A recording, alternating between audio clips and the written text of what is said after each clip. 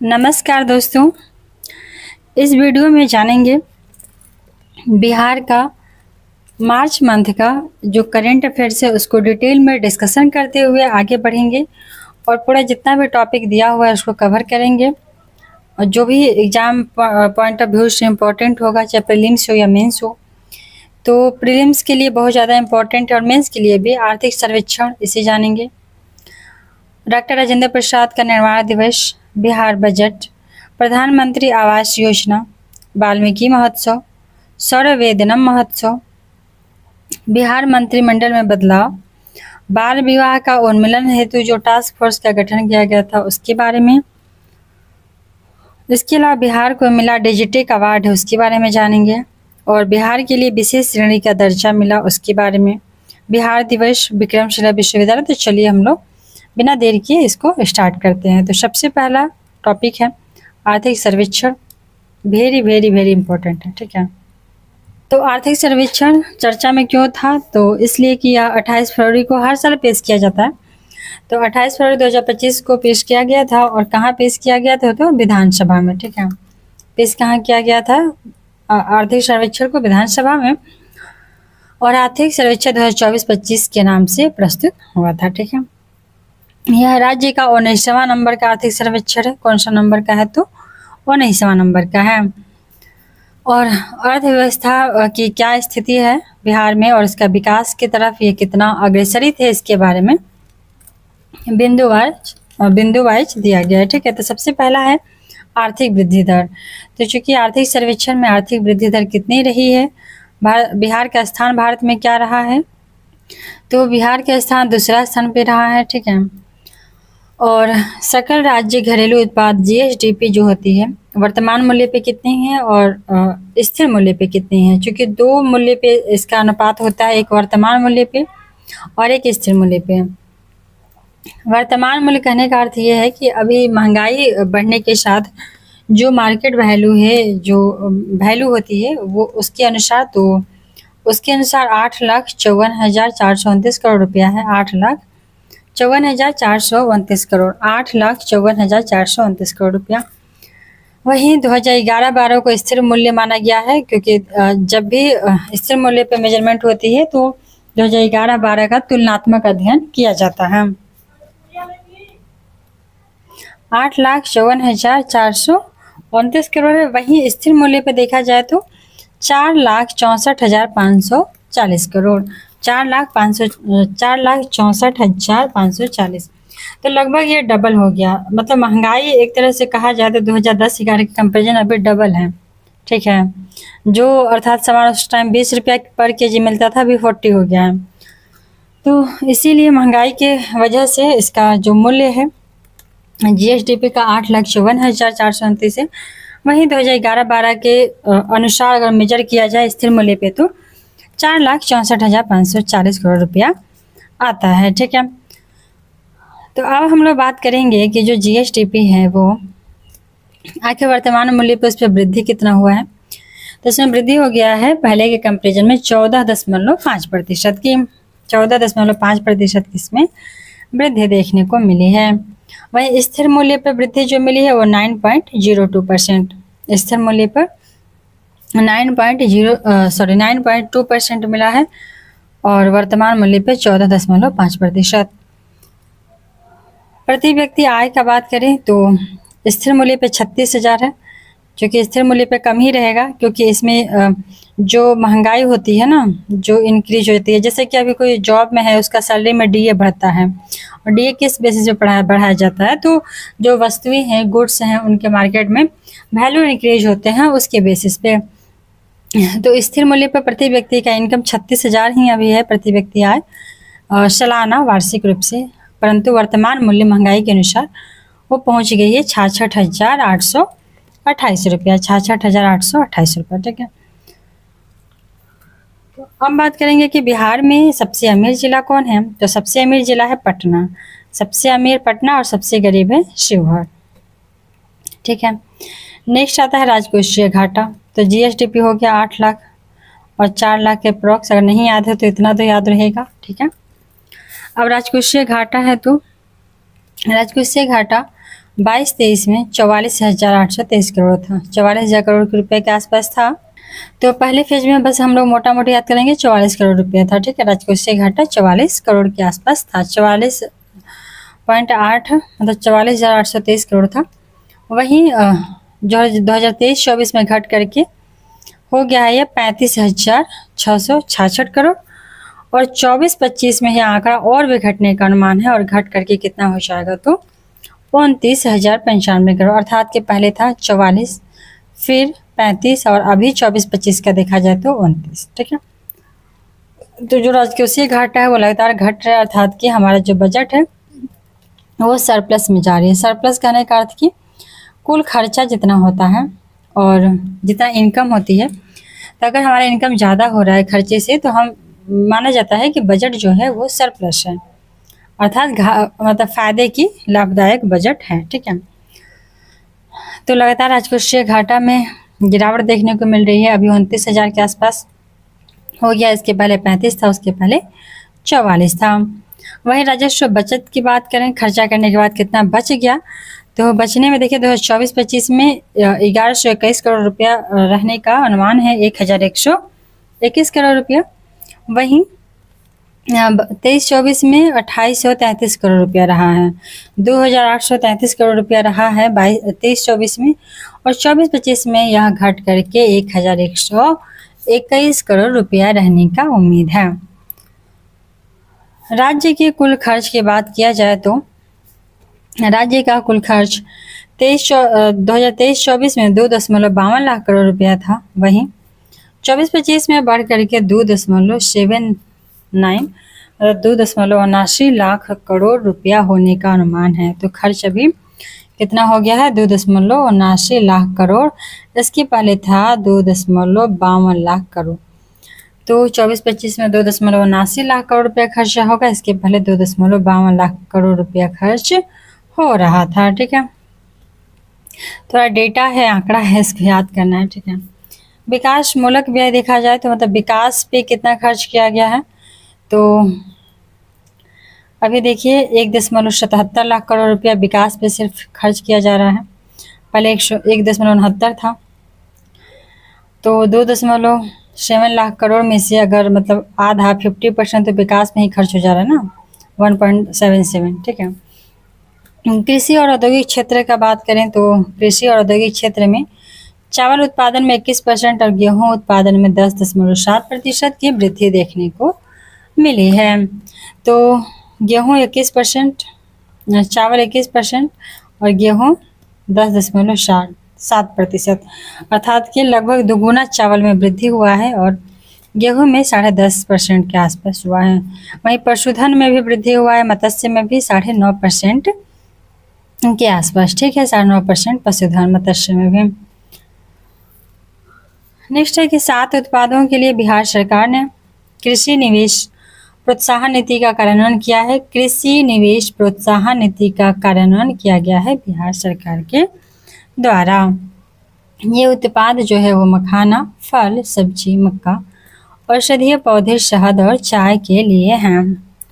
वहीं बिहार के औद्योगिक सेक्टर में देखा जाए तो निवेश प्रस्तावित किया गया है लगभग 75,293 करोड़ के आसपास। इन शॉर्ट याद किया जाए तो 75 करोड़, लगभग 75 करोड़ रुपया निवेश किया जाएगा उद्योग सेक्टर में, क्योंकि बिहार वैसे भी उद्योग में बहुत ज़्यादा पीछे है, तो इसको बढ़ावा देने के लिए निवेश की आवश्यकता है।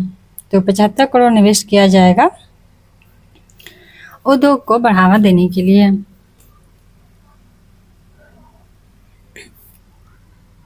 वहीं बिहार के सकल राज्य घरेलू उत्पाद में सेवा क्षेत्र अर्थात तृतीय क्षेत्र, सेवा क्षेत्र आता है तृतीय क्षेत्र में। तो सेवा क्षेत्र तृतीय क्षेत्र में 58.6% योगदान रहा है बिहार का। देखिए इसे पूछ सकता है, क्वेश्चन पूछता भी है कि बिहार में जो सेवा क्षेत्र है 3 क्षेत्र होता है, प्राथमिक, द्वितीयक और तृतीय क्षेत्र, तो सबसे ज़्यादा तृतीय क्षेत्र का योगदान है। वैसे भी जो देश विकसित होते हैं ना, उनमें सबसे ज़्यादा योगदान किस क्षेत्र की होती है, तो सेवा क्षेत्र का, ठीक है। तो सेवा क्षेत्र का योगदान है 58.6%। वहीं उद्योग 21.5% मात्र है, और कृषि जो है तो उद्योग और कृषि लगभग समान है, कृषि 19.9% तक सीमित है। ठीक है, तो 21% हो जाएगा उद्योग, 19.9% कृषि और 58.6% है सेवा क्षेत्र। सूक्ष्म उद्यम में निवेश के बारे में देखा जाए तो सूक्ष्म जो छोटे छोटे उद्योग हैं उसमें निवेश बढ़ा है, 135% की बढ़ोतरी हुई है। छोटे छोटे रोजगार देने के लिए, छोटे छोटे उद्योग बनाने के लिए 135% की बढ़ोतरी इसमें देखने को मिली है। और चूँकि 135% सूक्ष्म उद्यम बढ़ा है उसकी वजह से रोजगार भी बढ़ेगा, तो वो भी 107% की वृद्धि हुई है। और बड़े इकाई जो है, बृहद इकाई, उनमें निवेश की जो रकम है वो 131% तक बढ़ा है और रोजगार 187% तक। मतलब बड़ा उद्योग है तो इसमें बड़ा रकम चाहिए, तो रकम के कंपेरिजन इसमें रोजगार ज़्यादा बढ़ा है। सूक्ष्म वाले में रोजगार ज़्यादा बढ़ा है इन्वेस्टमेंट के कंपेरिजन। बिहार के अगर खनन क्षेत्र में देखा जाए तो खनन में भी वृद्धि आई है, 9% की वृद्धि देखने को मिली है। सड़क और बुनियादी ढांचे के बारे में बात किया जाए तो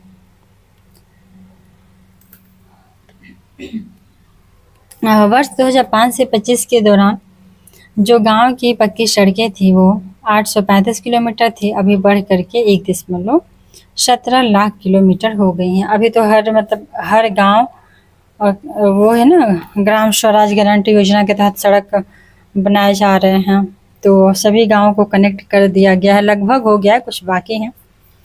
तो अभी 1.17 लाख किलोमीटर हो गया है। नए जो राष्ट्रीय राजमार्ग है उनके निर्माण का भी विस्तार हो रहा है। ठीक है, इसके अलावा उत्तर प्रदेश, कर्नाटक के बाद बिहार जो है तीसरा सबसे अधिक यहाँ पे वृद्धि दर्ज किया गया है। तो सबसे ज़्यादा वृद्धि, सबसे ज़्यादा ये नहीं मान लेना है कि सबसे ज़्यादा रोड यहाँ पे है बिहार में, तीसरा स्थान पर ऐसा नहीं है। हाँ, वृद्धि सबसे ज़्यादा हुआ है यहाँ, रोड निर्माण का जो कार्य है उसमें तेजी आई है, उसमें विस्तार आया है। तो सबसे ज़्यादा रोड निर्माण उत्तर प्रदेश में हुआ है, उसके बाद कर्नाटक में, उसके बाद बिहार में। वहीं बिहार में रोड का घनत्व जो है प्रति 1000 किलोमीटर 3167 वर्ग किलोमीटर है। मतलब प्रति 1000 अगर वर्ग किलोमीटर का एरिया देखा जाए तो घनत्व देखा जाए तो वहाँ पे 3167 किलोमीटर रोड देखने को मिलेगी। और रोड घनत्व के मामले में भी बिहार तीसरे नंबर पे है, तो वृद्धि के मामले में भी तीसरे नंबर पे और रोड के घनत्व के मामले में भी बिहार तीसरे नंबर पे है। ठीक है, वहीं डिजिटल प्रशासन और ऊर्जा क्षेत्र के बारे में देखा जाए तो डिजिटल प्रशासन ऊर्जा क्षेत्र में क्या डेवलपमेंट हुआ है, बिहार में क्या विकास किया है, तो चलिए इसको पढ़ते हैं हम लोग। देखिए, सरकार ने ना CCTNS, ठीक है, CFMS, साइबर सील, ई चालान जैसी तकनीक को अपनाया है।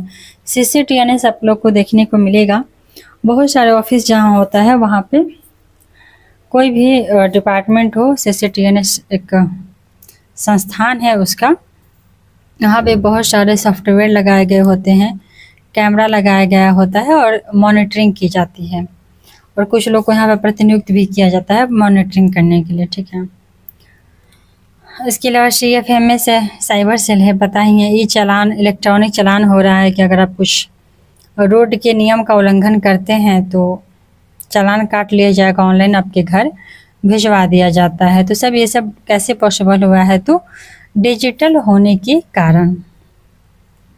वहीं ऊर्जा की प्रति व्यक्ति जो खपत है वो 134 किलोवाट घंटा पहले थी, अभी बढ़ करके कितना हो गई है, तो 363 किलोवाट घंटा। तो हर एक व्यक्ति 363 किलोवाट प्रति घंटा बिजली का खपत कर रहा है एवरेज। ठीक है, ज़रूरी नहीं है, बहुत सारे लोगों के घर तो बिजली कनेक्शन भी नहीं है, परंतु मैक्सिमम है, लगभग 95 कह सकते हैं।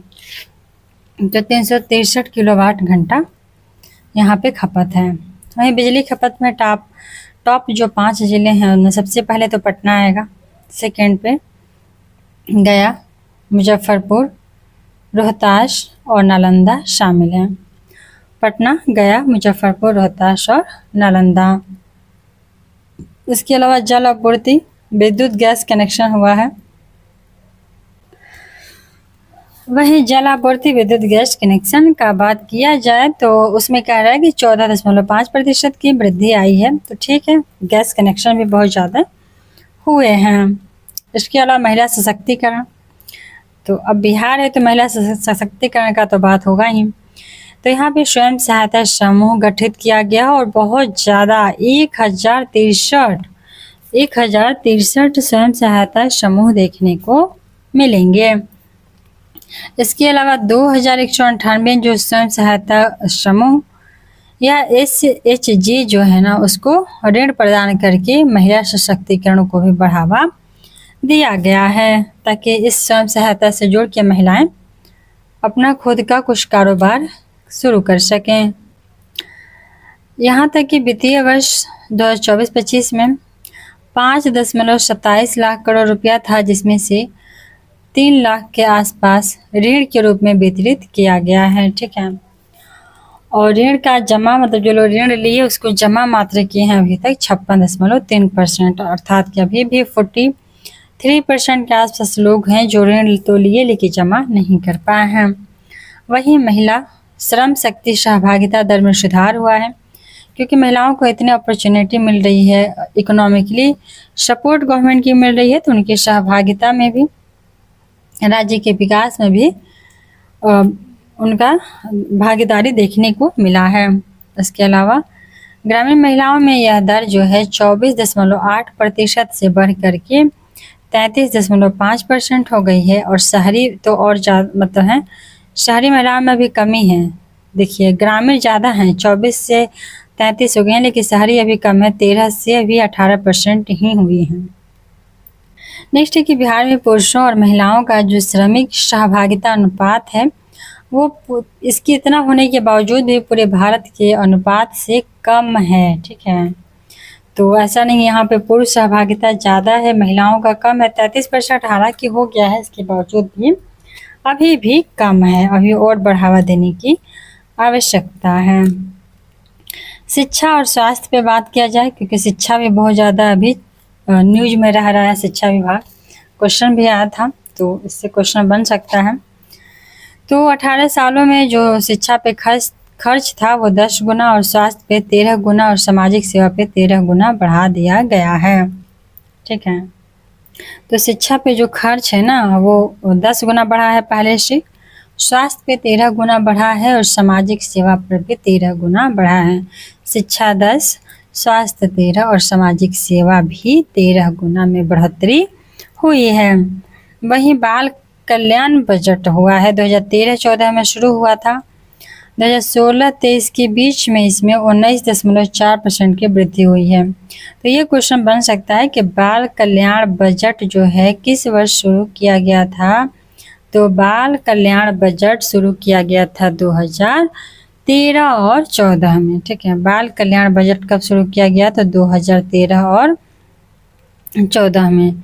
वहीं 5 वर्षों में सरकारी माध्यमिक स्कूलों की जो छीजन दर है उसमें 62.25% की गिरावट देखने को मिली है। तो जो सरकारी माध्यमिक स्कूल हैं तो उनमें जो गिरावट है वो भी देखने को मिली है 62.25% की। ठीक है, आगे बढ़ते हैं हम लोग। तो आगे बढ़ेंगे, बस अब इतना ही है, ये तो फिर ख़त्म ही हो जाएगा। पर्यावरण और जलवायु परिवर्तन पे विशेष ध्यान दिया गया है।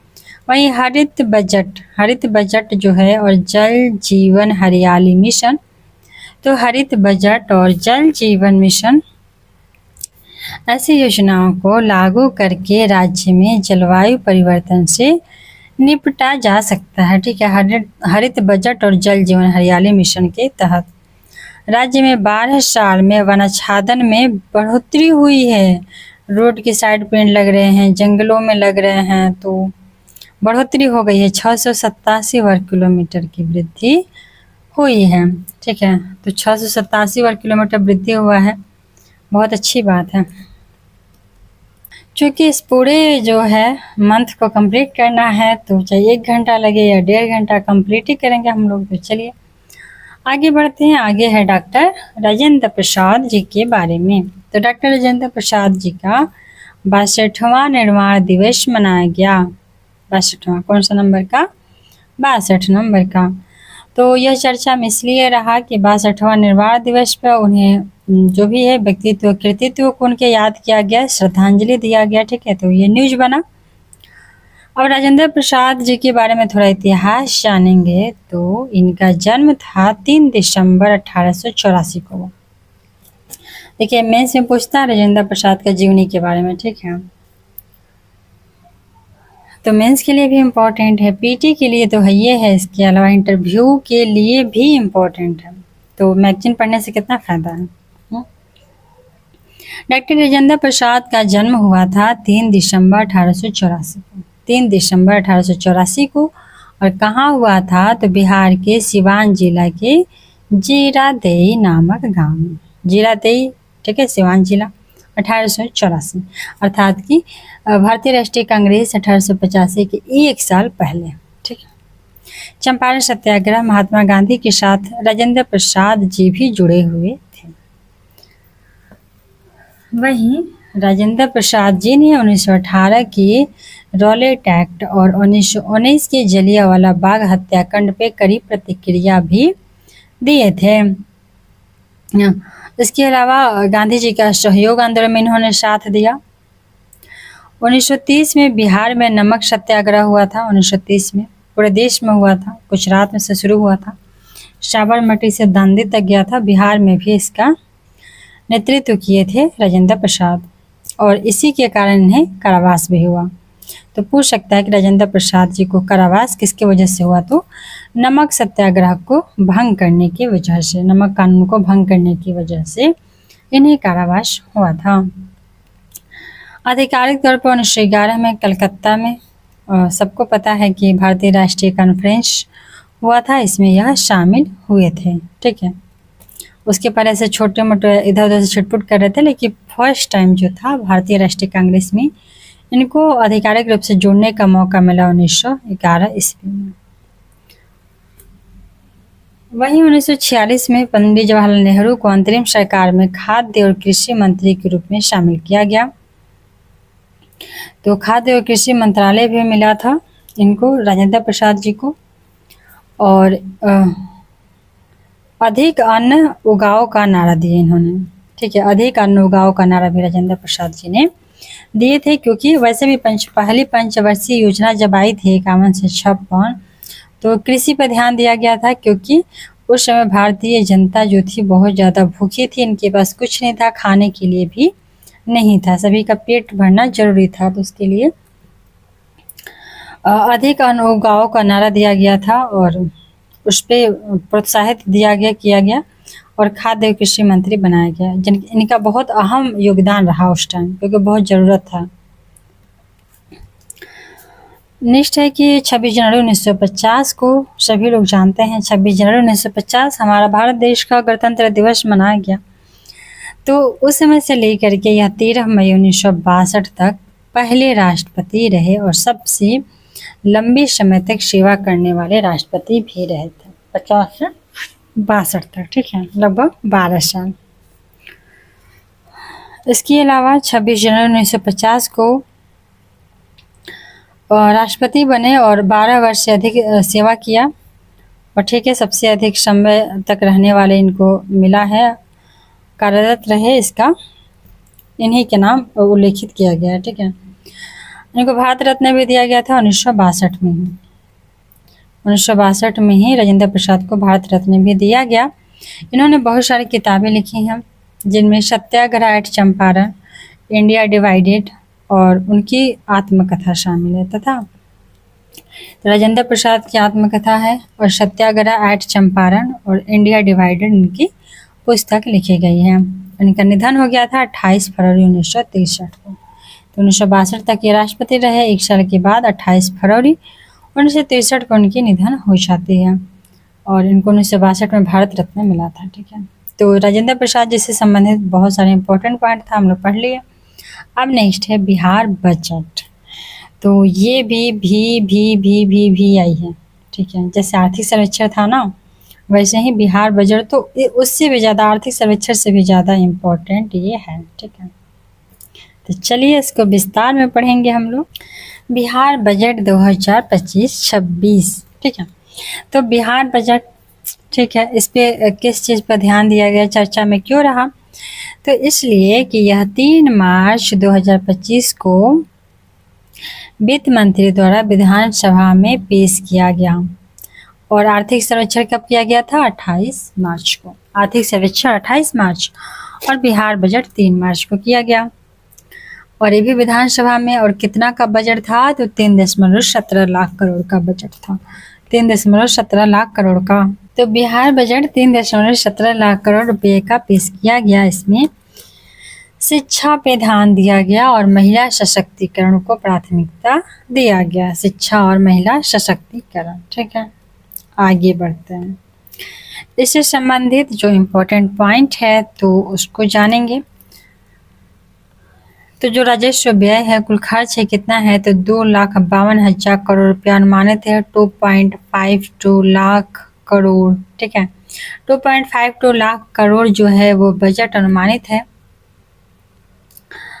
और कुल व्यय जो है वो कितना है? तो 79.52%। और प्रतिशत में पूछा जाए तो 79.52% है, ठीक है। वहीं सबसे ज़्यादा शिक्षा पे खर्च होगा 60,964 करोड़ रुपया। तो सबसे ज़्यादा शिक्षा पे खर्च होगा 60,964 करोड़ रुपया का प्रावधान किया गया है। स्वास्थ्य के लिए 20,000 करोड़ का और सड़क के लिए 17,000 करोड़ का प्रावधान किया गया है। और ये भी अभी जस्ट हम लोग आर्थिक सर्वेक्षण में पढ़े थे कि जो शिक्षा है पहले से खर्च कितना गुना बढ़ा है? तो 10 गुना। स्वास्थ्य पे कितना बढ़ा है? 13 गुना। और सामाजिक जो खर्च है उस पे भी 13% की वृद्धि हुई है, ठीक है। तो 17,000 करोड़ रुपए है सड़क पे खर्च। वहीं 60,000 करोड़ के आसपास है शिक्षा पे खर्च, ठीक है। स्वास्थ्य पे 20,000 करोड़, स्वास्थ्य पे 20,000 करोड़। बजट में गृह विभाग को 17,831 करोड़ रुपया मिला है। और ग्रामीण विकास विभाग को 16,000 करोड़, ऊर्जा विभाग को 13,000 करोड़ और सामाजिक कल्याण विभाग अर्थात कि SC ST अल्पसंख्यक पिछड़ा और अति पिछड़ा को 13,000 करोड़ रुपया देने जाने का प्रावधान है। तो गृह विभाग 17,000, ग्रामीण विकास 16,000, ऊर्जा विभाग 13,000। ग्रामीण विकास 16, ऊर्जा 13। ऊर्जा लिखेंगे ना ऐसे 3 जैसा, तो 13, ठीक है। ऊर्जा विभाग 13,000, गृह 17, ठीक है। और ग्रामीण जो हो जाएगा 16। वहीं SC ST अल्पसंख्यक जो पिछड़ा है तो उसके लिए भी 13,000। अब इसको हम लोग ऐसे चार्ट के माध्यम से देखेंगे कि कितना % किस पे खर्च हुआ है। तो ये जो चार्ट है वो रुपया जाता है, ठीक है, खर्च का है। एक और होगा रुपया आता है, ये इनकम का है। तो ये चार्ट इनकम का है और ये जो चार्ट दिया गया है वो खर्च का दिया गया है। तो देखिए खर्च कहाँ होगा? तो सबसे ज़्यादा कहाँ होता है? सामाजिक सेवा में सबसे ज़्यादा खर्च हो रहा है। कितना हो रहा है? तो 39.80%। 39.80% सबसे ज़्यादा खर्च जो है वो सामाजिक सेवा में हो रहा है। उसके बाद लगभग मान लीजिए 40% के आसपास तो सामाजिक सेवा में। उसके बाद सेकेंड नंबर पे कौन आ रहा है? तो सेकेंड नंबर पर आ रहा है आपका 28% सामान्य सेवा में। 28.94%, मान लीजिए इसको भी 29%। और 40% सामाजिक सेवा, 29% सामान्य सेवा। आर्थिक सेवा भी 23% है, 23.5% है। इसके अलावा जो ऋण है और पेशगियाँ उस पर 0.49% है। सबसे ज़्यादा मतलब सबसे कम खर्च है अंश दान, मतलब दूसरे राज्यों को या किसी को भी दान उन देना, तो 0.01% मात्र सहायता या अनुदान है।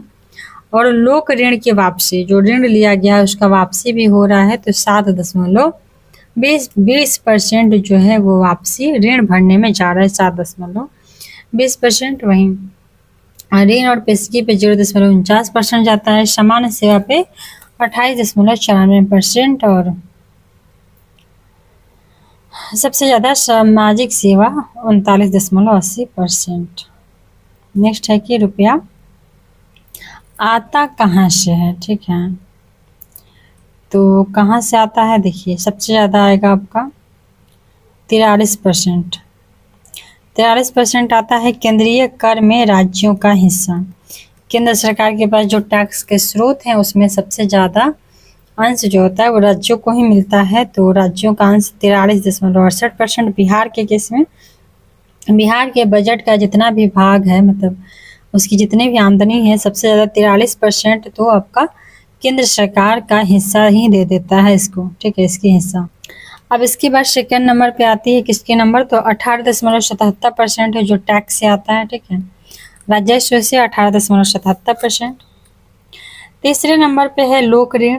अब ऋण भी किसी किसी से लेता है, बैंक से, इंस्टीट्यूशन से, विदेशी बैंकों से या फिर केंद्र सरकार से, किसी से भी। तो जब राज्य सरकार लोक ऋण लेता है तो वो भी 17.58% है। थर्ड नंबर पे है केंद्र सरकार अनुदान देता है सहायता के लिए। अगर यहाँ पे कोई वैसा होता है, देखने को मिलता है कि यहाँ पे कुछ विकास नहीं है, डेवलपमेंट नहीं, तो उसके लिए पिछड़े हुए राज्यों को गवर्नमेंट अनुदान के रूप में देती है। तो 17.21% अनुदान भी मिल जाता है। इसके अलावा राज्य के कर के अलावा जो इधर उधर से राजस्व आते हैं उसका भी 2.59% देखने को मिलता है। और ऋणों की वसूली भी 0.17% है। अगर गवर्नमेंट ऋण दिया हुआ है तो हर साल 0.17% इस साल एवरेज के हिसाब से उसका वसूली भी करता है। तो ये हो गए डेटा।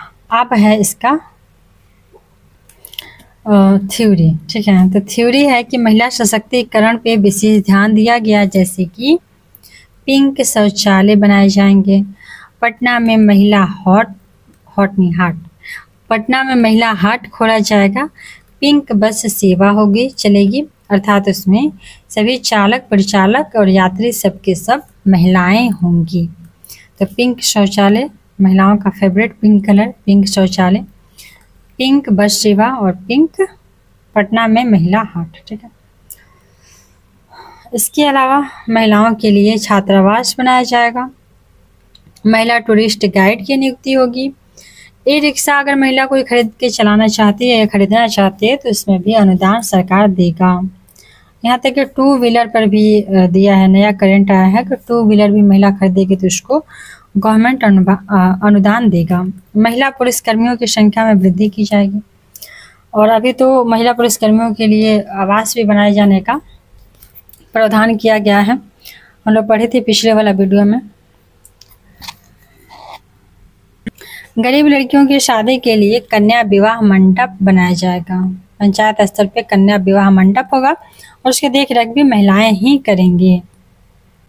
शिक्षा और सामाजिक कल्याण के स्तर पर क्या बिहार में योजना आया है, तो देखिए उसके लिए आया है कि जो स्कॉलरशिप मिल रही थी पहले 4 लाख के आसपास मिल रही थी, अब लगभग दोगुनी कर दी जाएगी, अर्थात कि 8 लाख के आसपास तक, 9 लाख तक शिक्षा के लिए आपको ऋण स्कॉलरशिप मिलेगा। वहीं SC ST पिछड़े वर्ग जो हैं उनको प्रोत्साहन के लिए उनकी राशि जो मिलती है उसको भी बढ़ाया जाएगा। स्वास्थ्य और चिकित्सा में भी बहुत सारे काम किए गए हैं। तो सबसे पहले तो बेगूसराय में कैंसर हॉस्पिटल बनेगा, बेगूसराय में कैंसर हॉस्पिटल।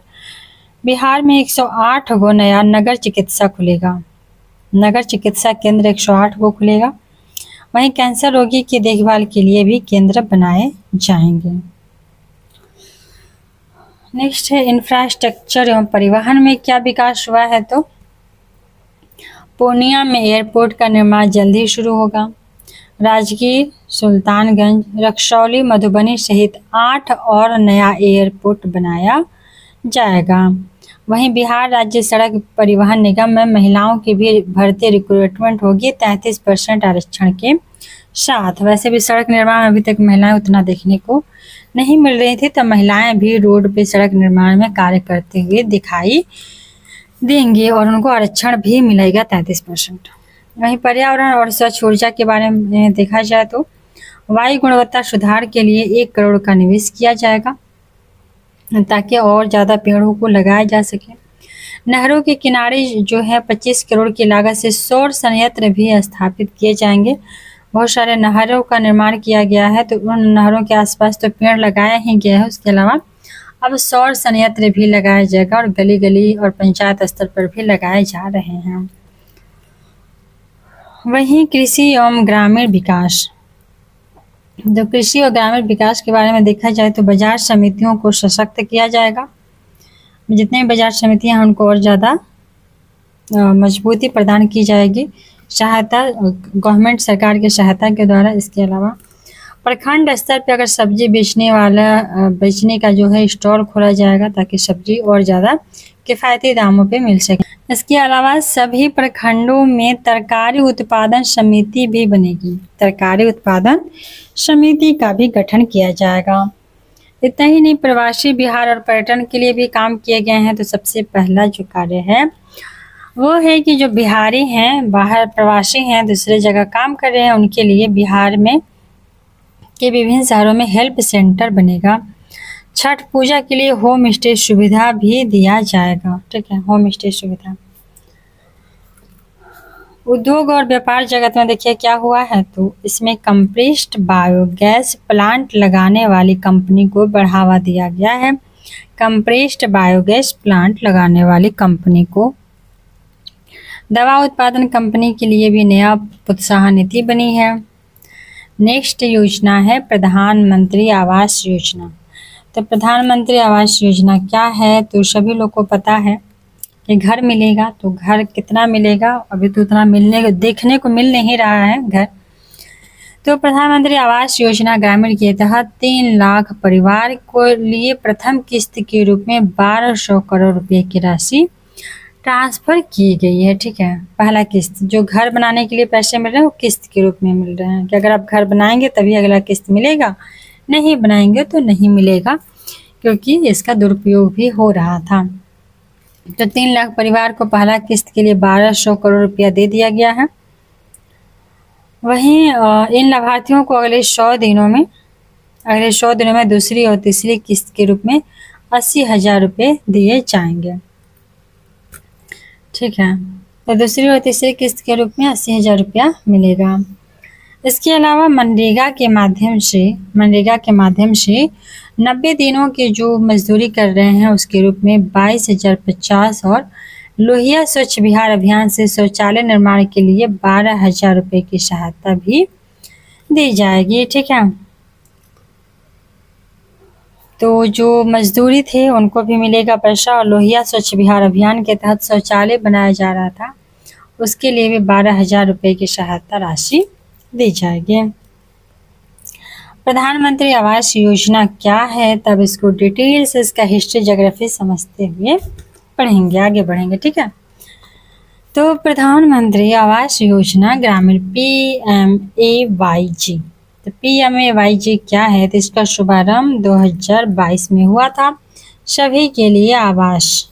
ठीक है, वो अलग बात है कि अभी तक क्रियान्वयन तो हुआ नहीं है इसका, देखिए आगे शायद हो जाए। जिसके उद्देश्य को प्राप्त करने के लिए पूर्ववर्ती ग्रामीण विकास योजना इंदिरा आवास योजना था IAY, तो उसी को 1 अप्रैल 2016 को केंद्र प्रायोजित योजना के रूप में प्रधानमंत्री आवास योजना PMAYG के रूप में पुनर्गठित किया गया 2016 में। ठीक है, इंदिरा आवास ऑलरेडी चल रहा था तो उसी को नया नाम दे दिया गया, नामकरण हो गया प्रधानमंत्री आवास योजना।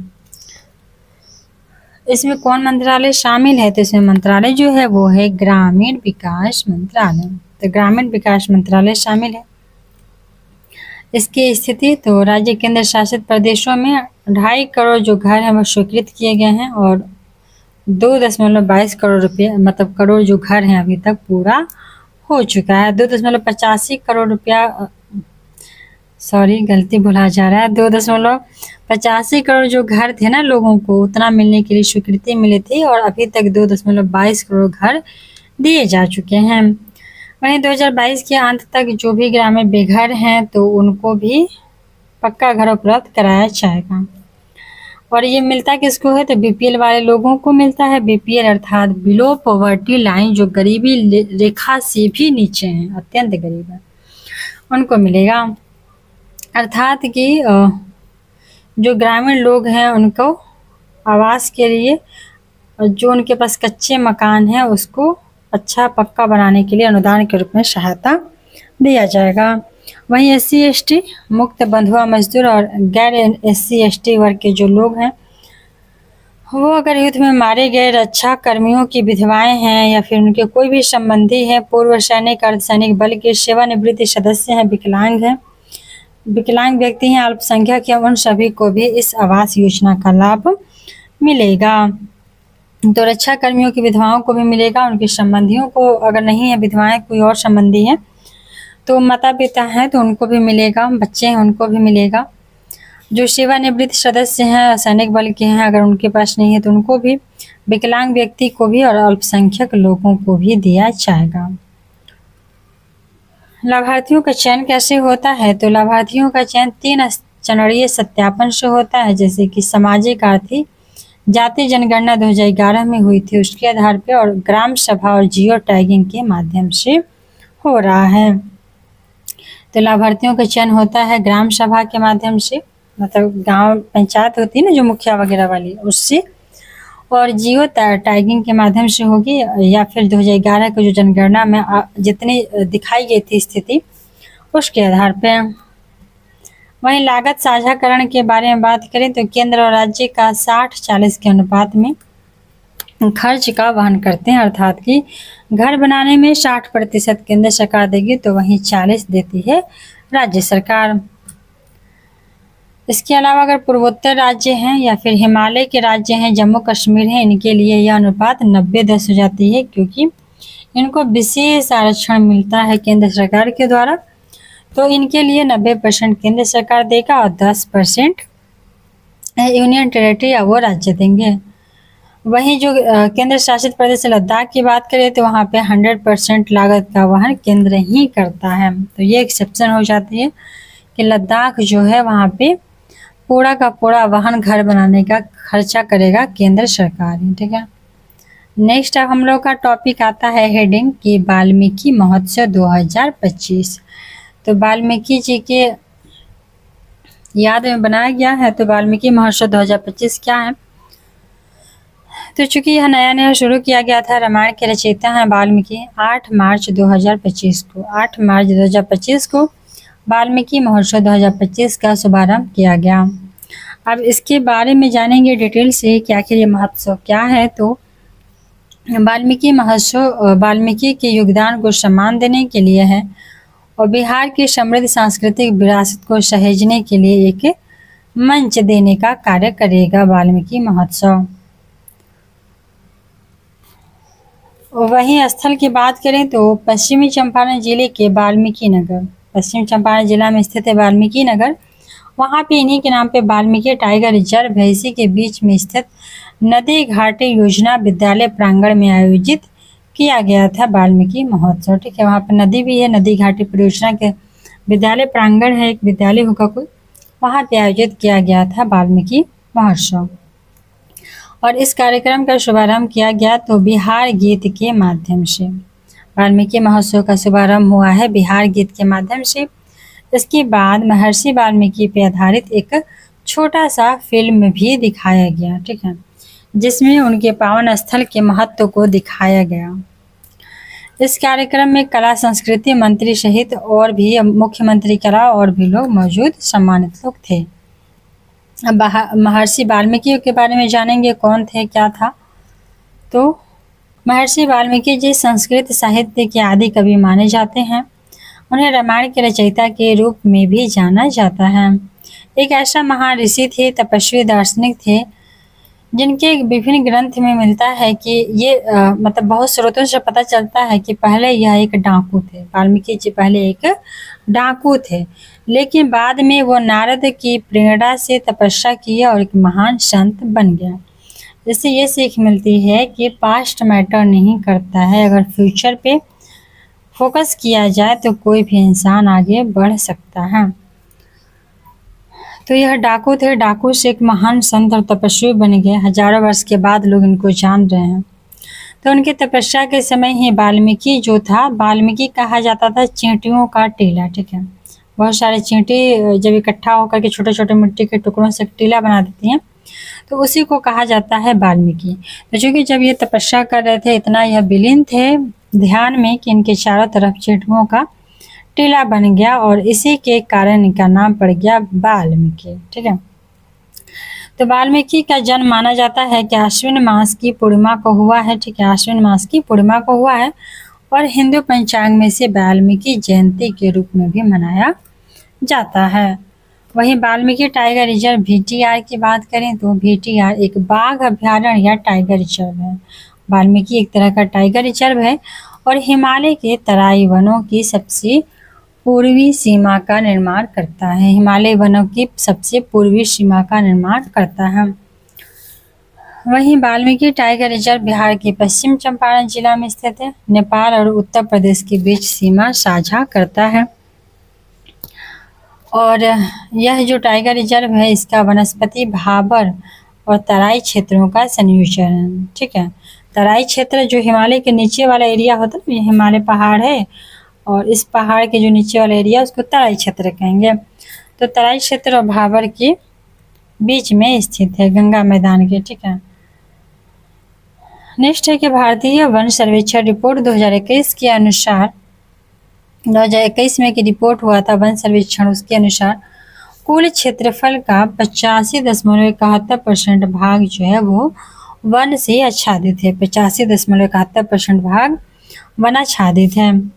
वहीं वाल्मीकि टाइगर रिजर्व जो वन है वहाँ पे बाघ मिलता है, स्लॉथ, भालू, तेंदुआ, जंगली कुत्ता, बाइसन, जंगली सूअर इत्यादि देखने को मिलते हैं।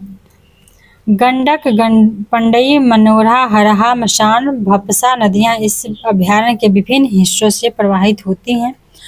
तो यह जो वाल्मीकि टाइगर रिजर्व है इसमें बहुत सारी नदियाँ भी छोटी मोटी प्रवाहित होती हैं। इनका नाम है गंडक, पंडई, मनहेर, हरहा, मशान और भपसा, ठीक है। गंडक, पंडई, मनहेर, हरहा, मशान और भपसा नदियाँ हैं। वहीं शौर्य, अब ये खत्म हो गया वाल्मीकि। अब नेक्स्ट है शौर्य वेदनाम महोत्सव। अगला टॉपिक है शौर्य वेदनम उत्सव। तो शौर्य वेदनम उत्सव क्या होता है? शौर्य वेदनम उत्सव चर्चा में क्यों है? तो चूंकि बिहार के पूर्वी चंपारण जिला के मोतिहारी में पहली बार शौर्य वेदनम उत्सव मनाया गया, ठीक है। तो अब जानेंगे कि आखिर शौर्य वेदनम उत्सव है क्या। तो यह भारतीय सशस्त्र बलों की सैनिक शक्ति का प्रदर्शन है, ठीक। इसमें युवा और आम नागरिकों को रक्षा बलों के प्रति जागरूक किया जाता है और प्रेरित किया जाता है शौर्य वेदनम महोत्सव के अंतर्गत, जो कि मोतिहारी में हुआ था, ठीक। अभी देखिए इसका आयोजन कहाँ हुआ, तो रक्षा मंत्रालय और पूर्वी चंपारण जिला प्रशासन के सहयोग से हुआ था। बिहार के राज्यपाल आरिफ मोहम्मद खान उद्घाटन किए और राधा मोहन सिंह जो रक्षा संबंधी संसदीय स्थायी समिति के अध्यक्ष है, इन्होंने अतिथि के रूप में आए थे, ठीक है। इस आयोजन में सेना, नौसेना, वायुसेना तीनों जो सेना है इनकी सैन्य तकनीक और उपकरण का प्रदर्शन किया गया था, ठीक है। और वहाँ पे जनता भी थी, लोगों को भी इसके प्रति जागरूकता दी गई। इसके अलावा भारतीय सेना के K9 वज्रतोप था, T-90 भीष्म टैंक था, स्वाति रडार था और BMP लड़ाकू वाहन थे। इन सभी का प्रदर्शन लोगों के बीच, जनता के बीच में किया गया। K9 वज्रतोप का, T-20 भीष्म टैंक का, स्वाति रडार का और BMP लड़ाकू वाहन का। तो नौसेना ने पनडुब्बी का, विध्वंसक जहाज और विमान वाहकों का मॉडल प्रस्तुत किया। वही नौसेना ने, ठीक है, पनडुब्बी, विध्वंसक जहाज और विमान वाहक का। तो वहीं भारतीय वायुसेना ने फ्लाई स्पाट और लड़ाकू विमान हेलीकॉप्टर का प्रदर्शन किया था, ठीक है। तो यह जो मोतिहारी है ना, तो इसका नाम दो व्यक्ति के नाम पे था, मोती सिंह और हरि सिंह के नाम पे। और मोतिहारी तो जो भी ऐतिहासिक रूप से महत्वपूर्ण है ही, आप लोग जानते हैं, और इसका नाम हुआ मोती सिंह हरि सिंह के नाम पे पड़ा है। एक किंवदंती है, लोग कहते हैं, अब सच्चाई क्या है किसी को नहीं पता, क्योंकि कहीं लिखा गया नहीं है। वहीं एक लेखक हैं जॉर्ज ऑरवेल, बहुत फेमस लेखक हैं, इनका यह जन्म स्थान भी है। इसके अलावा महात्मा गांधी जी चंपारण सत्याग्रह का प्रमुख केंद्र भी यह रहा है, ठीक है। वही यहाँ पे दर्शनीय स्थल भी हैं दो, एक केसरिया बौद्ध स्तूप है और दूसरा अशोक स्तंभ है। तो केसरिया में स्थित यह दुनिया का सबसे ऊंचा बौद्ध स्तूपों में से एक है, अब सबसे ऊंचा नहीं बोल देना है। और अशोक स्तंभ लौड़िया गांव में है अशोक स्तंभ लोरिया गांव में 36.5 फीट ऊंचा है, 36.5 फीट ऊंचा है। सम्राट अशोक द्वारा 249 BC में स्थापित करवाया गया था। अशोक ने 249 BC में स्थापित कराया और इसे स्तंभ धर्म लेख के नाम से भी जाना जाता है। स्तंभ धर्म लेख के नाम से भी जाना जाता है। नेक्स्ट है बिहार मंत्रिमंडल में बदलाव। तो चूंकि बिहार में बार बार सरकार बदलती रहती है, मंत्रिमंडल में बदलाव होते ही रहते हैं। तो 28 फरवरी 2025 को बजट सत्र के एक दिन पहले किया गया था। जो मंत्री एक से अधिक विभाग संभाल रहे थे उनके कुछ विभागों को नए मंत्रियों में बांट दिया गया, जैसे कि संजय सारवगी को राजस्व भूमि सुधार मिला, वहीं वन पर्यावरण सुनील कुमार जी को मंत्रालय दे दिया गया। तो ये सब हमारे लिए उतना इम्पोर्टेंट नहीं है, इसको हटाते हैं, स्किप करते हैं। आगे पढ़ेंगे कि मंत्रिपरिषद के बारे में यहाँ पे। तो संविधान के अनुच्छेद 74 में मंत्रिपरिषद के गठन के बारे में उल्लेख किया गया है। तो मंत्रिपरिषद के गठन का उल्लेख कौन सा अनुच्छेद में मिलेगा? तो अनुच्छेद 74 में मिलेगा। वही अनुच्छेद 75 जो है वो मंत्रियों की नियुक्ति के बारे में कहता है और मंत्रियों के कार्यकाल, उनकी जिम्मेदारी, शपथ, योग्यता और मंत्रियों के वेतन भत्ते से संबंधित है। मंत्रिपरिषद में जो मंत्री होते हैं वो 3 श्रेणी के होते हैं। पहला कैबिनेट मंत्री, राज्य मंत्री और उप मंत्री। ठीक है, कैबिनेट स्तर के मंत्री होंगे, राज्य मंत्री होंगे और उप मंत्री होंगे। इन सभी मंत्रियों में शीर्ष स्थान पे जो होता है वो प्रधानमंत्री होता है। कैबिनेट मंत्री वो होते हैं जो केंद्र सरकार के बहुत सारे महत्वपूर्ण मंत्रालय जैसे गृह, रक्षा, वित्त, विदेश मामलों को देखते हैं। वही कैबिनेट जो होता है केंद्र सरकार के बहुत सारे नीति निर्धारण करने में भी सहायक होता है। राज्य मंत्री वो होते हैं जो मंत्रालय विभागों का जिन्हें स्वतंत्र प्रभार दिया जा सकता है या कैबिनेट मंत्रियों से संबद्ध किया जा सकता है। ठीक है, वो होते हैं राज्य मंत्री। या तो उन्हें अकेले प्रभार दे दीजिए कि आप जैसे रेल को संभालिए या किसी भी मंत्रालय को, या उनको कैबिनेट मंत्री से संबद्ध किया जा सकता है। वहीं उप मंत्री कौन होते हैं? तो ये वो मंत्री होते हैं जो कैबिनेट मंत्री और राज्य मंत्री से संबंधित होते हैं और इनके प्रशासनिक, राजनीतिक और संसदीय कर्तव्यों में उनकी सहायता करते हैं। वही राज्यों में मंत्रिपरिषद के बारे में बात करें तो अनुच्छेद 163 में केंद्र में मंत्रिपरिषद के समान ही राज्यों में मंत्रिपरिषद के गठन और कार्यों का प्रावधान करता है। तो यहाँ पे था 74 में मंत्रिपरिषद के गठन के बारे में बात किया गया है। वहीं राज्यों में देखा जाए तो 163 में। ठीक है, तो 163 में राज्यों में है और केंद्र में था 74, 163-74। अनुच्छेद 163 जो है उसमें राज्यपाल की सहायता और उसे सलाह देने के लिए COM का गठन किया जाता है। और अनुच्छेद 164 में मंत्रियों के रूप में अन्य प्रावधान किया गया है। तो 163 में राज्यपाल की सहायता और सलाह देने के लिए मंत्रिपरिषद का गठन होता है। 164 में बहुत अन्य जो भी कार्य उनको होता है। नेक्स्ट है, बहुत इंटरेस्टिंग है, बाल विवाह उन्मूलन के लिए टास्क फोर्स का गठन किया गया। जो सोचिए कि बाल विवाह उन्मूलन कहिए का हो चुका है लेकिन अभी भी धरातल पे लागू नहीं है, तो अब इसके लिए टास्क फोर्स बना दिया गया है ताकि बाल विवाह पूर्णतया कंप्लीट हो जाए। ठीक है, तो इसके लिए एक राज्य स्तरीय टास्क फोर्स बनाया गया है। आगे बढ़ेंगे तो देखेंगे कि क्या है। तो मतलब ठीक है, इसको रोकथाम के लिए पुलिस और कुछ अन्य एजेंसियां जो अपना इंटरेस्टेड है इस फील्ड में कार्य करने के लिए वो निर्देशित करेंगे। इसके अलावा बाल विवाह निषेध अधिनियम PCMA जो था तो उससे भी जो मुद्दा था, मामला है, उसका भी निपटारा किया जाएगा क्योंकि कोर्ट तो बहुत ज़्यादा लंबित होती हैं, जल्दी से सुनवाई नहीं हो पाता। तो PCMA जो है इस मामले का निपटारा करेगी। वहीं बाल विवाह निषेध अधिकारियों CMPO और विशेष किशोर पुलिस इकाई SJPU के बीच समन्वय भी बढ़ेगा। इसके अलावा प्रत्येक जिला में बाल विवाह संरक्षण अधिकारी की नियुक्ति भी की गई है।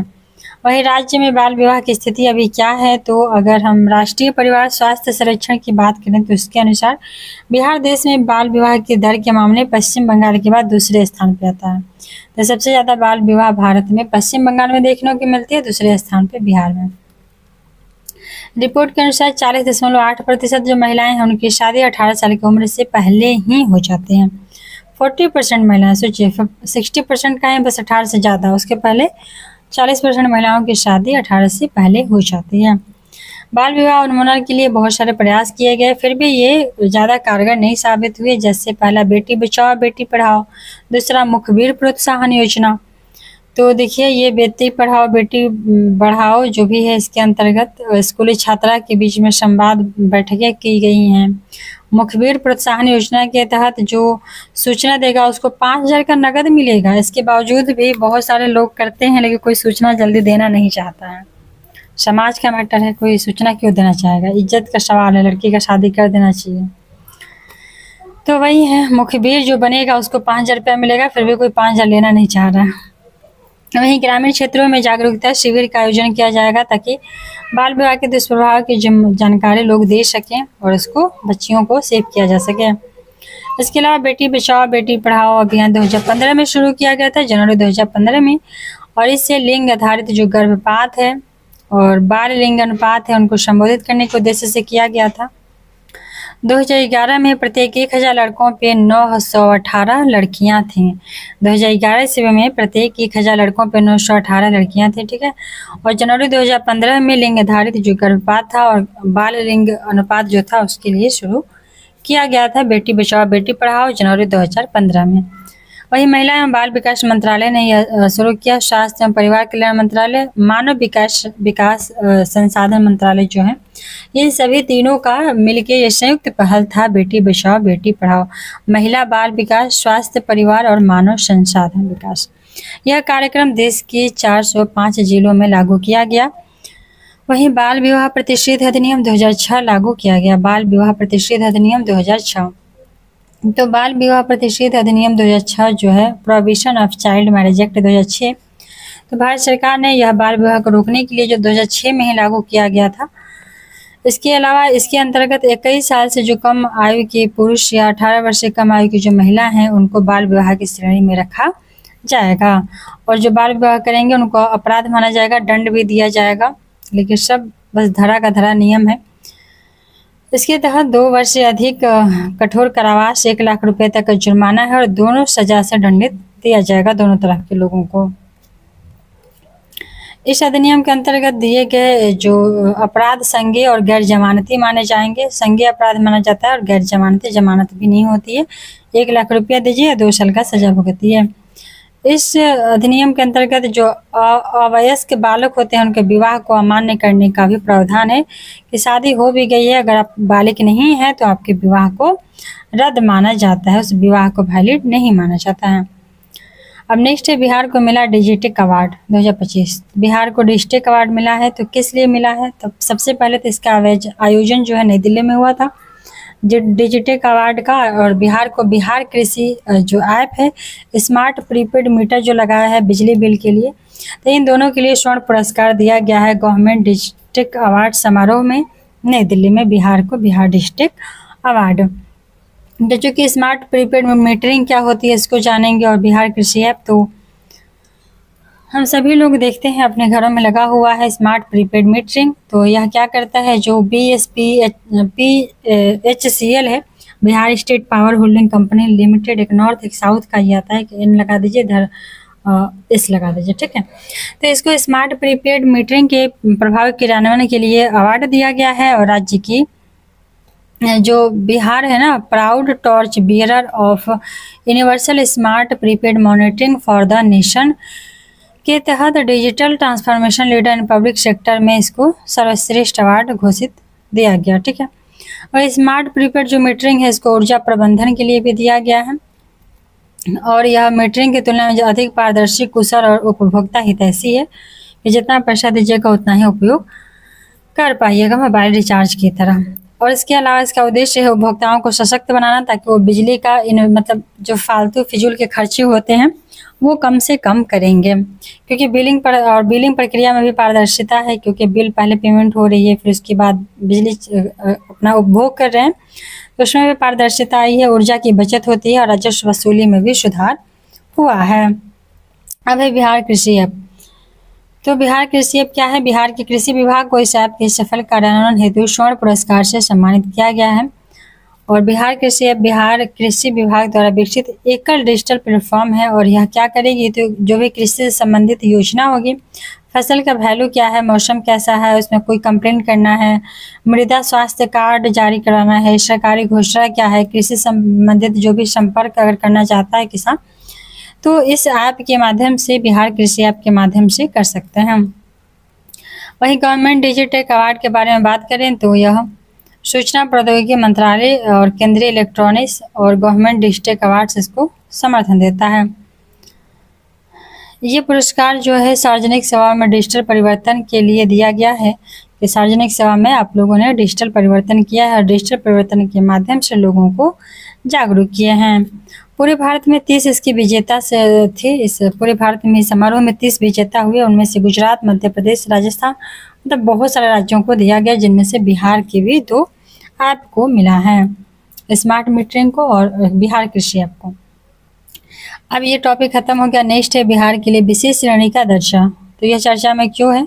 तो बिहार के लिए विशेष श्रेणी का दर्जा आखिर चर्चा में क्यों है? तो चूंकि मुख्यमंत्री ने 16वें वित्त आयोग के समक्ष 16वां जो वित्त आयोग बना था उसके समक्ष बिहार को विशेष श्रेणी का दर्जा दिए जाने के लिए मांग को दोहराया है। तो लंबे समय से चला आ रहा है कि बिहार पिछड़ा हुआ है, इसको विशेष श्रेणी का दर्जा मिलना चाहिए ताकि बिहार भी तरक्की कर सके।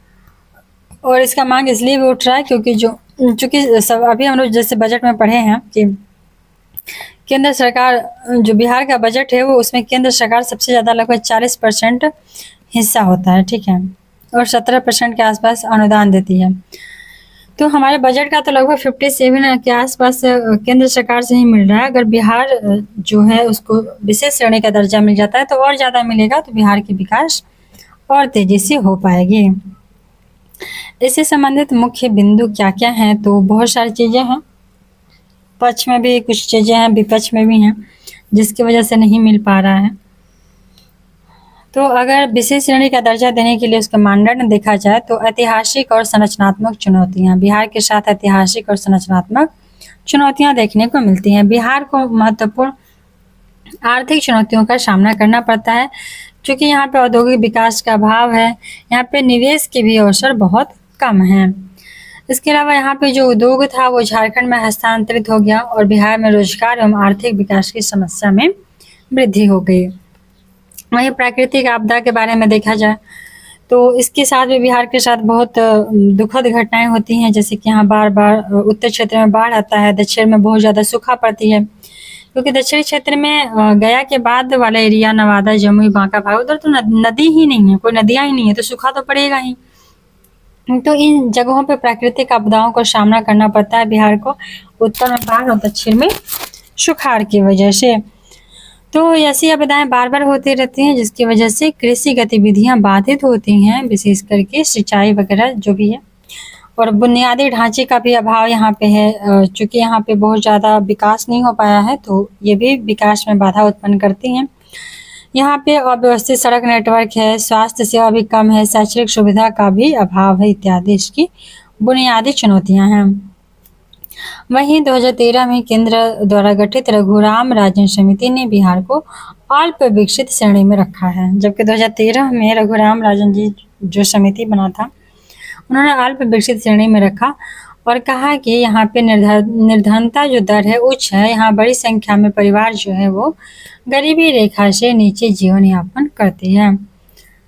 वही नीति आयोग के बारे में नीति आयोग का रिपोर्ट देखा जाए तो 2022-23 में बहुआयामी निर्धनता 26.59% बिहार में थी और राष्ट्रीय औसत 11.28% है, तो लगभग इसका डबल, ठीक है, ट्रिपल से कुछ ही कम, 11.2 है केंद्रीय, मतलब पूरा देश का, और 26.59 निर्धनता जो है वो बिहार का देखने को मिलती है। वहीं बिहार के जो जीडीपी है वो भी राष्ट्रीय औसत जो है तो 1,69,496 रुपया की तुलना में मात्र 60,000 रुपया है, ठीक है, 2022-23 के अनुसार।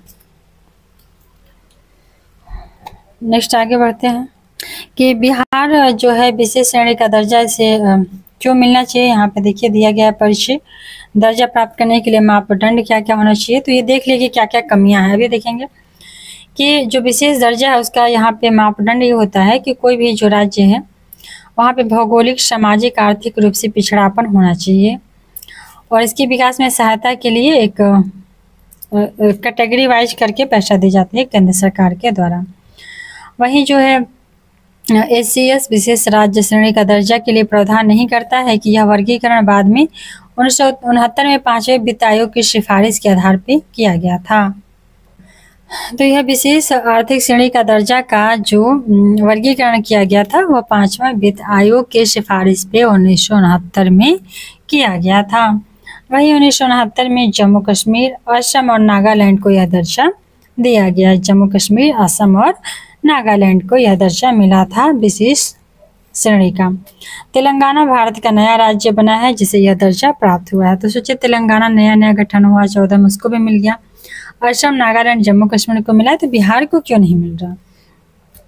तो चूंकि विशेष स्थिति से भिन्न है जो कि उन्नत विधायी राजनीतिक अधिकार प्रदान करता है, जबकि विशेष जो राज्य है केवल आर्थिक और वित्तीय पहलुओं से संबंधित है। उदाहरण के लिए अनुच्छेद 370 के निरस्त होने से पहले जम्मू कश्मीर को विशेष राज्य का दर्जा प्राप्त था। ठीक है, तब तो खत्म ही हो गया। अब तो डायरेक्टिव केंद्र सरकार के निगरानी में है। दर्जा प्राप्त करने के मापदंड क्या हैं? तो गौडगिल सिफारिश पर आधारित है। गौडगिल ने सिफारिश किए थे और ये अपना समिति ने इनका रिपोर्ट दिया था कि क्या क्या होना चाहिए उस राज्य के पास जिसको ये दर्जा मिलेगा। तो सबसे पहले तो पहाड़ी इलाका होना चाहिए, वहाँ पे कम जनसंख्या घनत्व या जनजातीय जनसंख्या का बड़ा हिस्सा हो, या उनके पड़ोसी देशों के साथ सीमाओं पर सामरिक स्थिति हो, और आर्थिक और आधारभूत संरचना में पिछड़ापन हो, राज्य के वित्त की अव्यवहार्य प्रकृति इत्यादि हो। ठीक है, इतने सारे। और चूंकि ये जब मिल जाएगा तो हम लोग देख लिए क्यों मिलना चाहिए, क्या है बिहार के पास है क्या नहीं है। अब देखेंगे लाभ। तो इस मामले में कितना लाभ मिलेगा? तो 60% से 75% की तुलना में केंद्र प्रायोजित योजना में 90% विशेष श्रेणी के राज्यों को मिलेगा। तो सोचिए अभी 60 है, 75 मिल रहा है ना, कितना मिल रहा है? वही 40 था और ये 17, तो वही है 57 के आसपास, तो 60 ही हुआ। अब लेकिन जब विशेष राज्य मिलेगा तो 90% देगा। ठीक है, केंद्र सरकार। इसके अलावा इसका जो निधि व्यपगत है उसको को भी आगे बढ़ाएगा। उत्पाद शुल्क, सीमा शुल्क, आयकर, निगम कर, इस सब में भी छूट मिलेगी। उत्पाद शुल्क, सीमा शुल्क, आयकर, निगम कर में भी। और केंद्र के सकल बजट का 30% जो है विशेष श्रेणी के राज्यों को दिया जाता है। बजट का 30% मिलेगा। नेक्स्ट हम लोग का टॉपिक है बिहार दिवस। बिहार दिवस यह चर्चा में क्यों रहा है? तो बिहार दिवस 22 मार्च को मनाया जाता है। पटना के गांधी मैदान में 22 से 24 मार्च 2025 तक 3 दिवसीय समारोह का आयोजन किया गया था। समारोह के बारे में जाने तो इसका उद्देश्य है कि बिहार की समृद्ध सांस्कृतिक विरासत, इतिहास और विकास को सम्मान देना। और इस बार 2025 में इसका 113वां स्थापना दिवस था। और इसका थीम क्या था? थीम इम्पोर्टेंट है, तो इसका थीम था उन्नत बिहार विकसित बिहार। थीम था उन्नत बिहार और विकसित बिहार। ठीक है, उन्नत बिहार विकसित बिहार थीम था। इसके अलावा यह जो है विकास कार्यों से संबंधित प्रदर्शनी लगाई गई है जिसमें शिक्षा विभाग, ग्रामीण विकास, कला संस्कृति एवं युवा विभाग, आपदा प्रबंधन इत्यादि शामिल हैं। ठीक है, नेक्स्ट है कि disaster risk reduction road map of Bihar. Disaster risk reduction road map of Bihar और मुख्यमंत्री विद्यालय सुरक्षा कार्यक्रम पुस्तिकाओं का विमोचन भी किया गया। बिहार दिवस का जो इतिहास है उसको थोड़ा जानेंगे हम लोग। तो यह 22 मार्च 1912 को अंग्रेजों ने बंगाल से बिहार को पृथक करके एक नया प्रांत का गठन किया था। सभी लोग जानते हैं 22 मार्च 1912 को। 1905 में एक स्वदेशी आंदोलन चलाया गया था और इसी के परिणाम स्वरूप बंगाल विभाजन को रद्द करने के साथ ही बिहार एवं असम का गठन किया गया। ठीक है, वर्ष 2000 में बिहार से पृथक एक नए राज्य फिर झारखंड बन गया। फिर 2011 में मुख्यमंत्री नीतीश कुमार ने इसे एक व्यापक उत्सव के रूप में मनाने की घोषणा की और बहुत सारे कार्यक्रम आयोजन में शामिल किया। और इसी दिन बिहार में सार्वजनिक अवकाश भी होता है। ठीक है, तो कुल मिला के अगर कहा जाए कि बिहार दिवस कब से मनाया जा रहा है तो 2011 से। ठीक है, भारत के अलावा यह जो दिवस है America, Germany, Britain, Australia, Canada, Bahrain, Qatar UAE, Trinidad, tobacco, Mauritius सभी देशों में भी मनाया जाता है। वाह। अब परिचय जानेंगे बिहार के बारे में। तो बिहार में बहुत सारे बौद्ध मठ हैं, बौद्ध धर्म है। यहाँ पे प्राचीन मतलब धार्मिक केंद्र रहा है और इन बौद्ध मठों को बिहार कहा जाता था।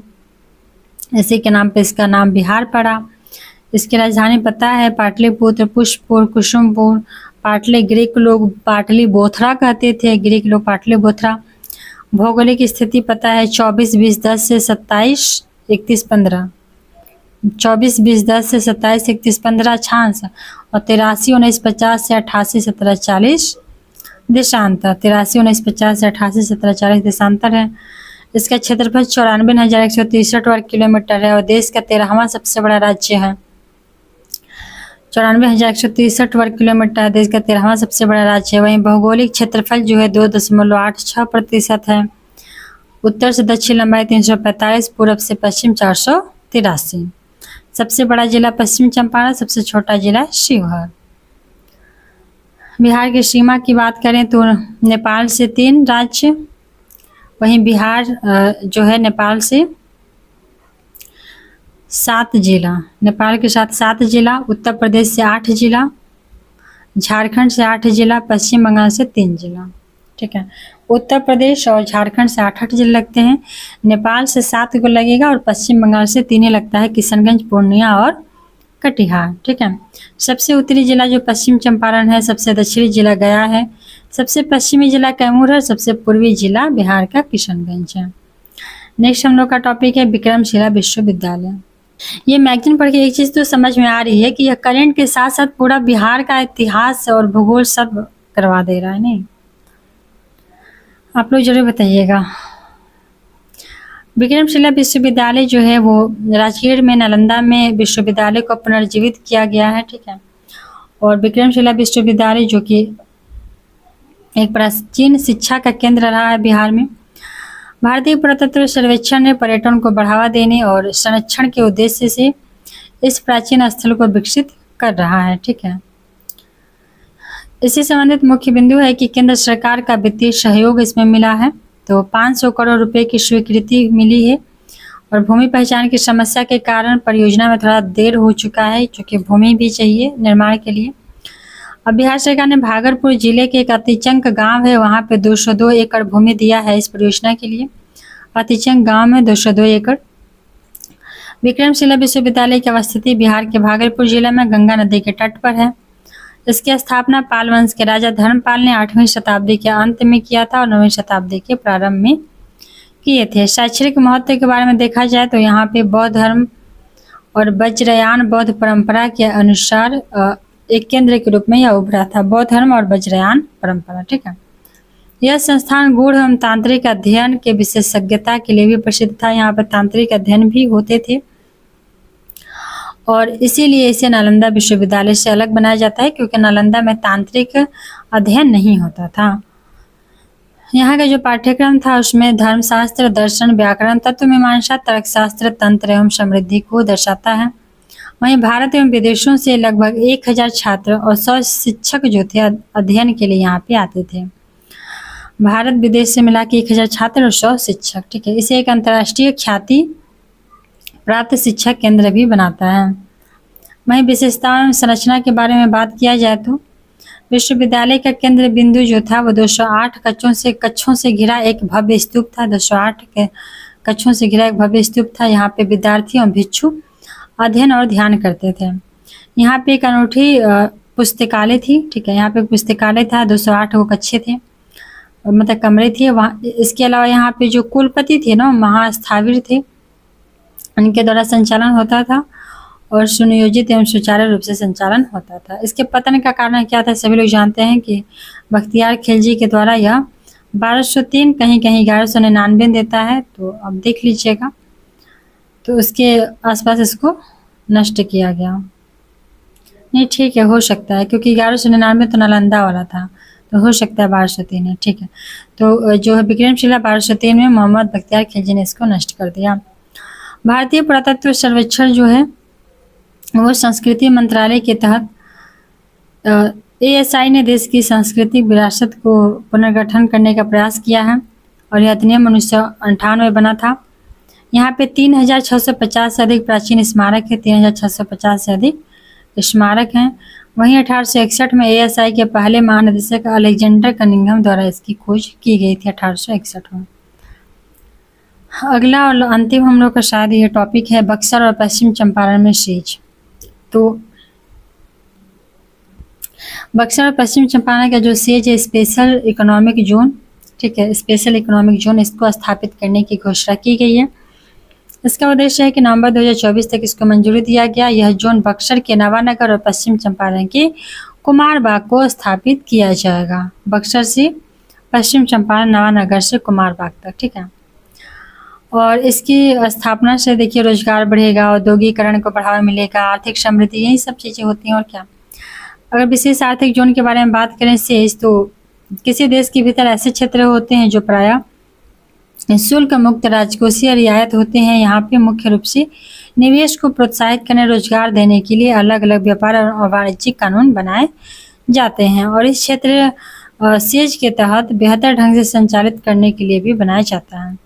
भारत में सेज क्या है, तो एशिया का पहला निर्यात संस्करण क्षेत्र एक्सपोर्ट प्रोसेसिंग जोन होता है, EPZ। यह 1965 में कांडला गुजरात में स्थापित किया गया था। 1965 में कांडला गुजरात में स्थापित हुआ। EPZ की संरचना जो है वो सेज के समान ही थी।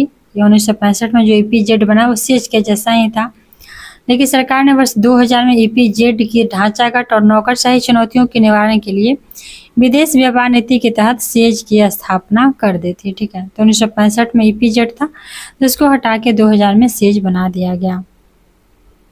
वहीं विशेष आर्थिक क्षेत्र अधिनियम 2005 में पारित किया गया और 2006 में सेज नियम के साथ लागू हो गया। तो फाइनली लागू 2006 में यह हो गया। वर्तमान में 379 सेज अधिसूचित हैं, जिनमें से 265 चालू हैं और 64% सेज जो हैं 5 राज्यों में स्थित हैं। तमिलनाडु, तेलंगाना, कर्नाटक, आंध्र, महाराष्ट्र और बिहार में भी अब बनने वाला है। इसका नेतृत्व वाणिज्य और उद्योग मंत्रालय करता है और सेज नीति का अध्ययन करने के लिए वाणिज्य और उद्योग मंत्रालय जो इसका निर्माण किया है, इसके नेतृत्व में गठन किया गया। 2018 में अपनी सिफारिश दिया था। WTO का अनुकूल बनाने और अधिकतम क्षमता का उपयोग करने के लिए सेज के संभावित उत्पादन को अधिकतम वैश्विक स्तर तक ले जाने के लिए यह स्थापित किया गया था। अब इसी के साथ यह खत्म होता है यह वीडियो। नेक्स्ट वीडियो में मिलेंगे हम लोग अगले टॉपिक के साथ। 2 मंथ हो गया कंप्लीट बिहार स्पेशल का और मुझे नहीं लगता इससे बाहर कुछ पूछे कहते हैं, डिटेल्स हो गया, मेंस के लिए भी इम्पोर्टेंट है। तो अप्रैल का हो गया और ये मार्च का हो गया, जनवरी फरवरी 2 मंथ का और बचा हुआ है, उसको भी कर देंगे जल्दी से, ठीक है। Thanks for watching. मिलते हैं हम लोग नेक्स्ट वीडियो में नए टॉपिक के साथ।